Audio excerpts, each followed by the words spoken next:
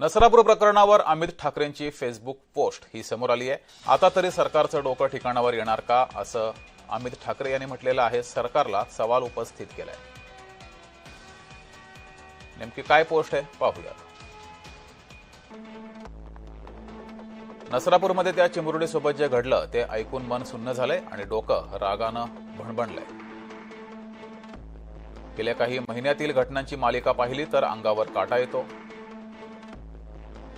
नसरापूर, बदलापूर, ठाणे, पुणे, चाकण, महाळुंगे अशा किती जागांची आणि किती निष्पापांची नावं घ्यायची? ही व्यवस्थेची लाचारी नाही तर काय आहे? तुमचं प्रशासन नक्की कुणासाठी काम करतंय? असेही सवाल अमित ठाकरे यांनी उपस्थित केलेत। शक्ती कायदा प्रत्यक्षात राबवण्याचं धाडस हे सरकार का दाखवत नाहीये? निवडणुका डोळ्यासमोर ठेवून लाडकी बहीण योजना जाहीर करून बहिणी सुरक्षित होत नसतात। माझं सरकारला पुन्हा सांगणं आहे, पोलिसांना फक्त 24 तासांचा फ्री हँड द्या, असंही अमित ठाकरे यांनी म्हटलंय। मी एक सामान्य माणूस आणि एक बाप म्हणून जाब विचारतोय, असंही म्हटलंय।